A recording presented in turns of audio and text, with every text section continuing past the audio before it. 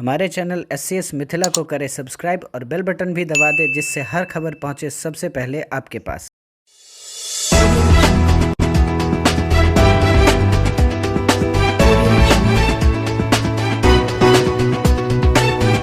नमस्कार, आप देख रहे हैं SCS न्यूज में हूं कमलेंद्र झा। ये खबरों की शुरुआत करें और आज बात करें प्रवासी मजदूरों की, जिनकी स्थिति आज किसी से छुपी हुई नहीं है।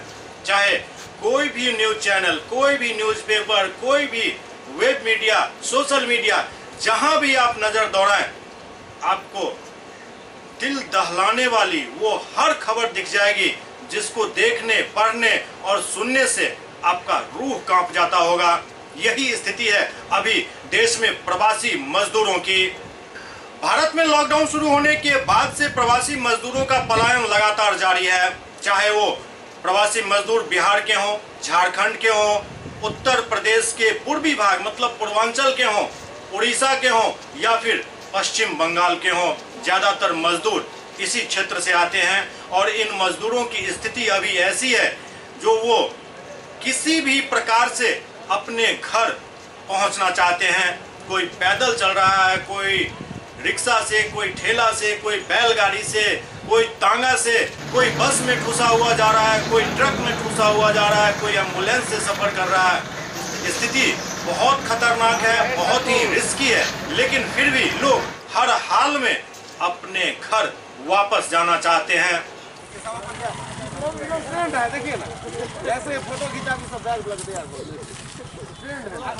सुनो, कहाँ से तुम लोग आ रहे हो? गुड़गांव से। कितने दिन में पैदल आए हो? नहीं, बस से आए थे। मुंह बंद करो। बस से आए थे सर। बस से? कौन बस से? हाँ?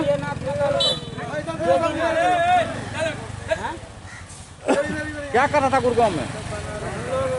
लेबर के काम कर रहा था। कितने आदमी आए हो? 15 आदमी। कहाँ घर हुआ? हम लोग का घर हुआ है बाहर।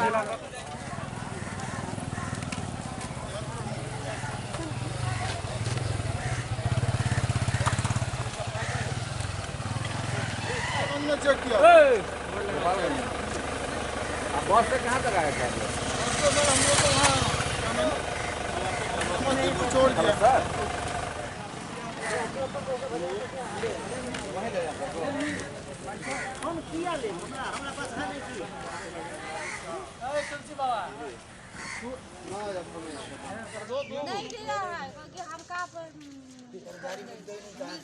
वहाँ जो आप लोग काम कर रहे थे तो खाने पीने के लिए तो कोई व्यवस्था करता होगा ना चिमनी मालिक?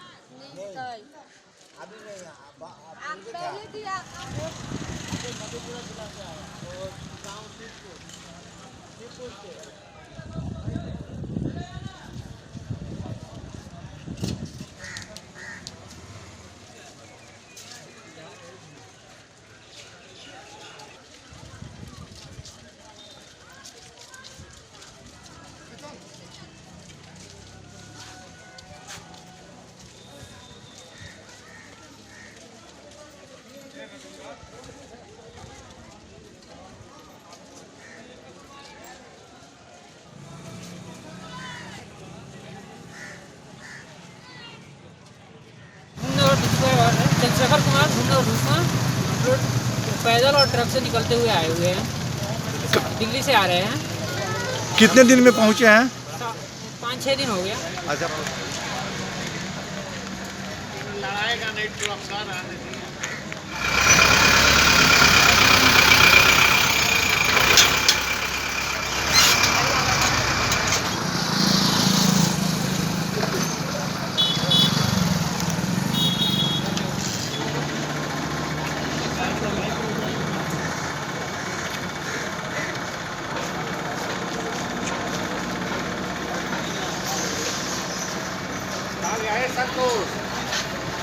स्थिति ऐसी बन गई है जो ट्रेन की पटरी पर सोते हुए 16 मजदूर मालगाड़ी की चपेट में आ गए, जिनकी दर्दनाक मौत हो गई। मामला मध्य प्रदेश का था। बिहार में कई मजदूर दुर्घटना के शिकार हो गए। महाराष्ट्र में कई मजदूर सड़क दुर्घटना में मारे गए। उत्तर प्रदेश में कई मजदूर सड़क दुर्घटना में मारे गए। यदि बात करें तो एक दिन में बिहार के 13 मजदूर सड़क दुर्घटना में मारे गए हैं, चाहे वो मामला समस्तीपुर का हो या फिर उत्तर प्रदेश का हो। जहां भी मर रहे हैं वो अधिकतर प्रवासी मजदूर हैं और ज्यादातर इन्हीं गरीब राज्यों के मजदूर हैं वो। अब सवाल ये खड़ा होता है जो आखिरकार ये राज्य गरीब क्यों हैं? क्या इनकी नीयत में गरीबी लिखी हुई है? शायद नहीं। इनकी नीयत में गरीबी लिखने का प्रयास किया गया है। यदि बात करें बिहार की तो आजादी के समय से लेकर 70 के दशक तक बिहार एक मजबूत राज्य हुआ करता था। 70 के बाद के दशक में स्थिति ऐसी होती चली गई जो बिहार में सुबह में मुख्यमंत्री कौन है और शाम में मुख्यमंत्री कौन फिर मिलेगा, ये अंदाजा लगा पाना मुश्किल सा हो गया था। ये सिलसिला 90 के दशक तक चली, लेकिन अचानक से फिर 90 के बाद बिहार में सत्ता परिवर्तन हुआ। पुरानी सत्ताधारी पार्टी कांग्रेस का सुपड़ा साफ हो गया। नए सत्ताधारी पार्टी के रूप में जनता दल का उदय हुआ। लोगों में एक उम्मीद जगी जो अब जनता दल की सरकार बनी है, मतलब जनता की सरकार बनी है। लेकिन जो नियति में है वो काटे नहीं कट सकता। स्थिति ऐसी होती चली गई जो कुछ भी छोटे मोटे उद्योग धंधे यहाँ बचे हुए थे उनके मालिकों के सीने पर कनपट्टी में बंदूक तान दिया गया और धीरे धीरे स्थिति ऐसी हुई जो यहाँ से शोरूम तक का पलायन शुरू हो गया। उस समय के सत्ताधारी पार्टी के एक पारिवारिक सदस्य की शादी में कई शोरूम से गाड़ियां लूट ली गई थी।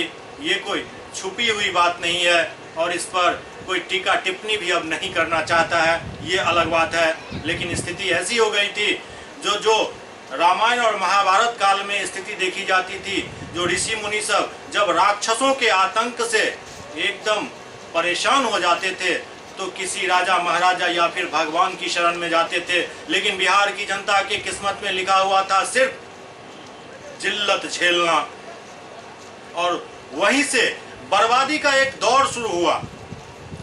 इस बर्बादी के दौर में पढ़े लिखे रोजगार के तलाश में बैठे नौजवान धीरे धीरे मेट्रो सिटीज की तरफ पलायन करने लगे। जो पढ़े लिखे थे उनको कुछ उस तरीके का काम मिलना शुरू हुआ। जो कम पढ़े लिखे थे वो मेहनत मजदूरी करके अपना जीवन यापन करने लगे। किसी भी प्रकार से वो धीरे धीरे आगे बढ़ने लगे। लेकिन उनकी जो बेइज्जती थी वो रुकने का नाम नहीं ले रही थी। उसका कारण ये था जो उस समय बिहार में जो सरकार थी वो उन लोगों की तरफ ध्यान नहीं देती थी। सरकार अपने ही घमंड में चूर थी। ये सिलसिला इसके बाद लगातार जारी रहा। फिर 2000 के दशक की शुरुआत होते ही कुछ परिवर्तन का दौर शुरू हुआ। सड़कें बनी, बहुत लोगों में उम्मीद जगी, लेकिन यदि कुछ नहीं रुका तो वो था पलायन। पलायन का सिलसिला जो 90 के दशक में शुरू हुई थी वो लगातार कोरोना के शुरुआत तक जारी था। जैसे ही कोरोना की एंट्री हुई पूरे दुनिया में, सबसे ज्यादा असर यदि कहीं हुआ तो वो हुआ बिहार में, जहां के मजदूर जहां के मजदूरों का कंपनी बंद होने के बाद उनकी स्थिति दयनीय होने लगी। हर स्टेट में ये स्थिति नहीं थी, लेकिन कुछ जगहों पर साजिश के तहत बिहारी मजदूरों और उत्तर प्रदेश के मजदूरों को भगाने का एक षड्यंत्र रचा गया और उसका नतीजा ये हुआ जो लोग पैदल ही अपने अपने गंतव्य की तरफ प्रस्थान कर गए और किसी भी प्रकार से चलते चलते 2 दिन 4 दिन 7 दिन 10-10 दिन तक चलने के बाद लोग अपने अपने घर तक पहुंचना शुरू हुए। रास्ते में कई शहीद भी हो गए। शहादत मैं इसलिए कह रहा हूं जो ये मजदूर सिर्फ अपनी जान बचाने के लिए नहीं, अपने परिवार की जान बचाने के लिए भी सड़क पर उतरे थे। पैदल चलना इन्होंने शुरू किया था और चलते चलते स्थिति ऐसी हो गई थी जो एक एक फोटो यदि आपको दिखाई जाए तो आपके आंख का आंसू थम नहीं सकता है। इस दशा और दिशा के लिए कौन जिम्मेवार है, इसका जवाब ढूंढना हम सभी बिहारियों का भी कर्तव्य है। स्थिति इतनी दर्दनाक होती चली गई, जो विदेशों में बैठे हुए हमारे अपने भाई बंधु सब इससे इतने चिंतित होने लगे, जो वो लगातार विभिन्न माध्यमों से हम लोगों से संपर्क करने लगे और अपना अपना मैसेज भेजने लगे, अपना दुख जताने लगे, जो आखिरकार ये हो क्या रहा है। आइए दुनिया भर में फैले कुछ अपने भाइयों की करुण व्यथा आपके सामने रख रहे हैं और ये एक बताने का प्रयास कर रहे हैं जो हम लोगों की, जो बिहारियों की, जो इन मजदूरों की स्थिति है, उस पर हमारे भाई जो बाहर बैठे हुए हैं वो क्या सोच रहे हैं। आइए सबसे पहले अमेरिका के एक शहर डैलस चलें, जहां दरभंगा की एक बेटी बानी सिन्हा रहती हैं और उन्होंने अपना मैसेज क्या भेजा है। उन्होंने कहा है, जो कोरोना ने मचाया हाहाकार है, गरीब नई सुबह के इंतजार में बेकरार है, एक एक दिहाड़ी मजदूर दाने दाने को मोहताज है, अपनों से मिलने को उनका मन बेकरार है, बेबसी में पटरियों पर सोने को मजबूर हैं, उनके गांव आज भी उनसे कोसों दूर हैं, लेकिन मीलों चलने के लिए उनके पग तैयार हैं। आज जिंदगी एक वायरस की गुलाम है, हर दिन मजदूरों की मौत इस बात का प्रमाण है। क्यों ना हम इस गुलामी की जंजीर तोड़ें, कोशिश यह हो कि हर एक मजदूर को उनके घर से जोड़ें। इंसानियत चंद पैसों की मोहताज नहीं है, सिर्फ कुछ भाषण इस समस्या का समाधान नहीं है। मतलब इन्होंने भी जो लास्ट में चोट किया है वो भाषण मतलब पॉलिटिकल लीडरशिप पर चोट किया है। इधर दूसरी तरफ सिंगापुर में एक कंप्यूटर ग्रेजुएट प्रोफेशनल समीर ने अपना परिचय एक मजदूर के रूप में देते हुए लिखा है, जो मैं भी एक प्रवासी मजदूर हूं, भले ही मैं सिंगापुर में एक कंप्यूटर ग्रेजुएट के तौर पर काम कर रहा हूं, लेकिन हूं मैं एक प्रवासी मजदूर ही। आगे इन्होंने अपने मैसेज में लिखा है, जो एक बिहारी होकर सोचता हूं, तो जब हमारे नेता अपने संसाधनों पर गर्व करते हैं तो इसे बर्बाद क्यों होने देते हैं। सरकार इस बात पे प्रफुल्लित होने के बजाय कि हमारे मजदूर किसी और राज्य का फैक्ट्री चला रहे हैं, उनके लिए अपने यहाँ रोजगार के अवसर क्यों नहीं उत्पन्न कराए जाते। यह सरकार और कब तक लोगों की जान से खेलेगी और अपनी राजनीतिक रोटी सेकेगी। फिर एक खबर आई, कुछ मजदूर घर वापसी करते हुए अपनी जान गंवा बैठे। कभी वक्त मिले तो सोचिएगा जरूर। स्विट्जरलैंड के एक शहर ज्यूरिख में बिजनेस एनालिस्ट के तौर पर कार्यरत वर्षा झा अपने मैसेज में लिखती हैं, जो अपने ही देश में किस तरह नैतिक, बौद्धिक, शारीरिक एवं आर्थिक मूल्यों को कुचला जा रहा है, इसका सीधा उदाहरण बिहार और अन्य राज्यों के मजदूरों की व्यथा से प्रतीत हो रहा है। सरकार की ओर से मात्र दिखावटी सहानुभूति ही प्राप्त हो रही है और कागजी वादे ही दिख रहे हैं। अगर इस मुश्किल घड़ी में भी प्रशासन की तरफ से कोई सहायता न मिले तो ये मौलिक अधिकारों से वंचित रखना ही है। अगर अभी भी इनकी रोटी और सर पे छत की व्यवस्था न हो पाए तो धिक्कार है हमारे लोकतंत्र पर और हम लोगों पे जो खुले आंखों से चुपचाप ये तमाशा देख रहे हैं। यूके में बैठे हुए एक सॉफ्टवेयर इंजीनियर अमित झा ने मजदूरों के इस पलायन को तीर्थ यात्रा की संज्ञा दे दी। उन्होंने कहा, जो सरकारों ने इन मजदूरों को तीर्थ यात्रा पे रवाना कर दिया है और इसमें साजिश भी है। उन्होंने कहा, जो इन मजदूरों को जैसे पहले लोग मोक्ष प्राप्ति के लिए तीर्थ यात्रा पर निकलते थे, रास्ते में विभिन्न तीर्थ स्थलों का दर्शन करते हुए आखिरकार एक दिन भगवान की शरण में चले जाते थे, वही कुछ स्थिति आज इन कामगारों की है जो पलायन कर रहे हैं। दरभंगा के एक डॉक्टर समीम इमाम ने अपनी व्यथा कुछ इस प्रकार से लिखी है। उन्होंने लिखा है, जो दिहाड़ी मजदूरों के मृत्यु की जिम्मेदारी कौन लेगा। इन मजदूरों के पलायन का कारण हमारे राज्य में नौकरी का अभाव है।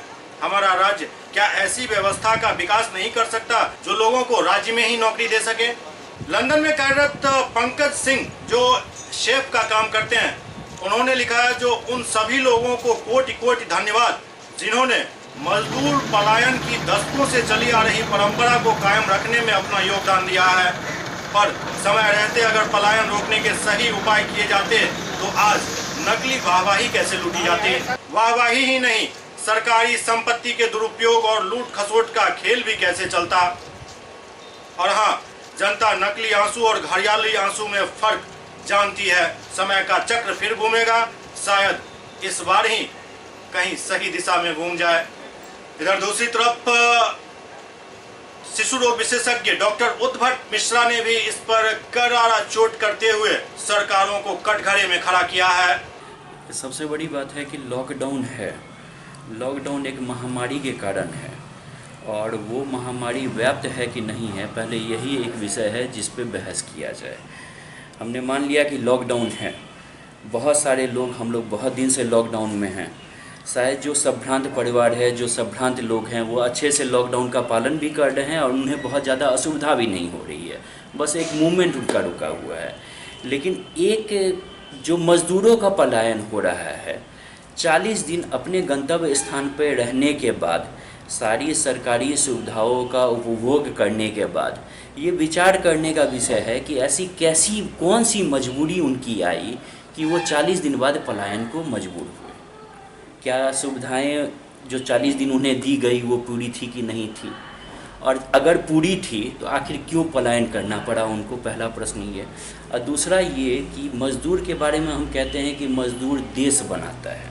तो हमारा जितना साम्यवाद है, हमारा जितना प्रजातंत्रवाद है, हमारा जितना कहिए कि पूंजीवाद है, या हमारा जितना और भी कितनी सारी राजनीतिक विचारधाराएँ हैं, इन सब को बनाने में मज़दूर का बहुत बड़ा हाथ है, क्योंकि वो देश बनाता है। लेकिन जब मज़दूर सड़क पे हो तो ये सारा तंत्र और ये सारा वाद विफल है।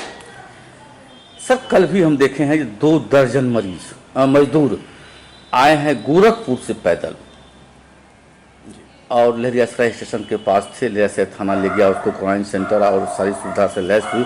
वो कहा जो हमें काम बंद हो गया, हमें मालिक काम नहीं दे रहा है, खाने का पैसा कहते कि जब तक पैसा था तब खाए, अब हम लोग खाने का पैसा, इसीलिए हम रास्ते में लोग जो कहते हैं जो सामाजिक सेवा करते हैं वो लोग के द्वारा रास्ते में कुछ देते गए, उसी खाते पीते अपने घर तक पहुँचे हैं। लेकिन घर तक पहुँचने के बाद भी यहाँ क्या स्थिति होगी, यहाँ कैसे उसकी बच्चे और परिवार के परवरिश होगा, इसके लेकर के वो काफ़ी लाले में चिंतित हैं। क्या आप लोगों के पास कुछ इस तरह की कुछ सुझाव है? सबसे बड़ी बात है कि ये जो मज़दूरों का पलायन है, इसे तीर्थाटन से जोड़ा जाए। शास्त्रों में लिखा गया है कि तीर्थाटन का मतलब ये भी है कि जो बाहर गंतव्य स्थान पे लोग रहते हैं वो अपने घर को आए तो घर को भी तीर्थी कहा जाता है। तो भले घर में कुछ मिले ना मिले, लेकिन अपने बंधु बांधवों से मिलना, अपने परिवार से मिलना एक तरह से तीर्थाटन का ही पर्याय बन चुका है ये। और अगर इस घर में रहते रहते उनकी भूख से मृत्यु भी हो जाती है तो इसे हम मोक्ष प्राप्ति कहेंगे। अब इसके लिए सरकार की विफलता कहें या मज़दूरों का जिद कहें, ये मुझे नहीं पता है, क्योंकि मैं चिकित्सक हूँ, राजनीतिक नहीं हूँ और आर्थिक विश्लेषक भी नहीं हूँ, तो मुझे इस बात की जानकारी नहीं है। लेकिन मैं पूर्णतः कहूँगा कि ये लॉकडाउन और इसके कारण जो भी आपदाएं हो रही है, मैं ये नहीं कह रहा कि कोरोना के कारण आपदा, मैं कह रहा हूँ कोरोना के कारण जो संबंधित आपदाएं हो रही है, जैसे भूखमरी, बेरोजगारी, लोग रोड पर भूखे पेट, इसके कारण मुझे लगता है कि कोरोना से कम लोग मरेंगे और इसकी विषमताओं से लोग ज़्यादा मरेंगे। और ये सरकार को अभी अगले 1 महीने, 1.5 महीने, 2 महीने में पता चलेगी। ढाक के 3-5 सरकार ने घोषणाओं पर में घोषणा कर रहे हैं, जब हम इस मजदूरों को पलायन रोकेंगे, मजदूरों को रोजगार देंगे। ये कहते हैं, जो जिलाधिकारी ने कहा दरभंगा में हम 66,000 लोगों को रोजगार अभी तक मुहैया कराए हैं, लेकिन हम लोग पटल पर में कुछ नहीं देख रहे हैं। इस स्थिति में क्या सरकार को क्या करना चाहिए, किस स्तर से क्या?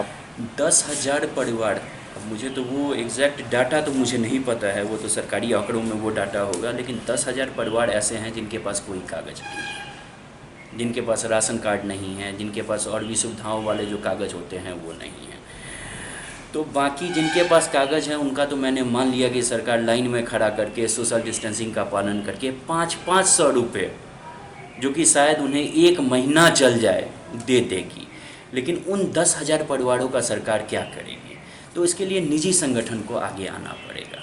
तो अब बात वही हो गई, जैसे हमारे जो नेतागण हैं, मैं नाम नहीं लूँगा, वो बार बार कहते हैं कि नौकरी नहीं करनी है, अभी आप घर में बैठिए। अगर आप संपन्न हैं तो आप अपने बगल वालों का ख्याल रखिए। अपने घर में जो लोग काम करने वाले आते हैं उनको आप नौकरी नहीं छोड़ाइए।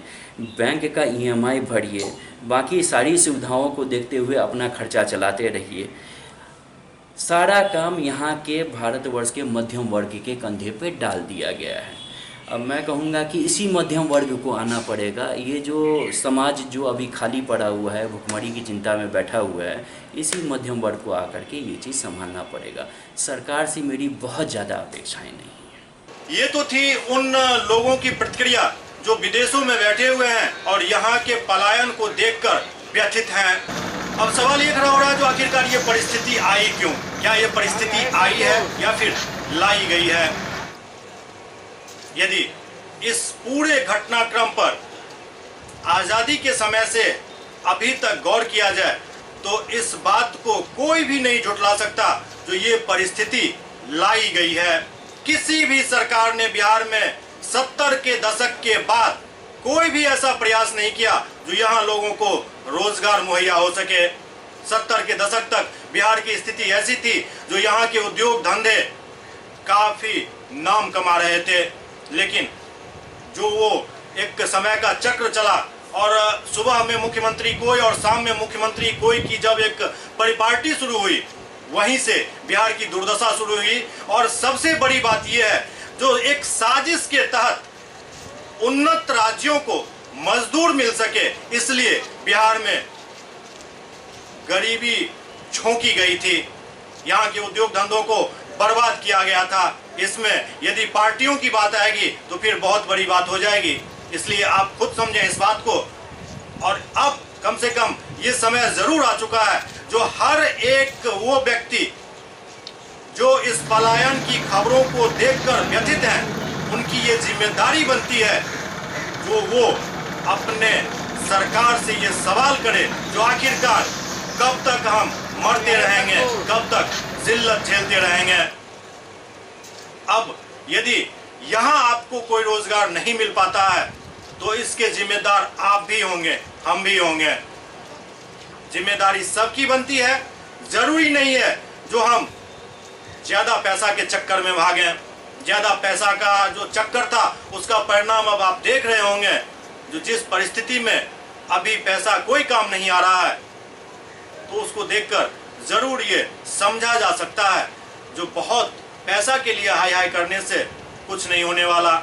समय का चक्र कुछ ऐसा घूमता है जो पीछे का कमाया हुआ धन पीछे ही छूट जाता है और आगे की जिंदगी जीने के लिए एक नए रास्ते की जरूरत पड़ती है। और अभी वही परिस्थिति पूरी दुनिया के सामने वैसे है, लेकिन बिहार के सामने सबसे ज्यादा है।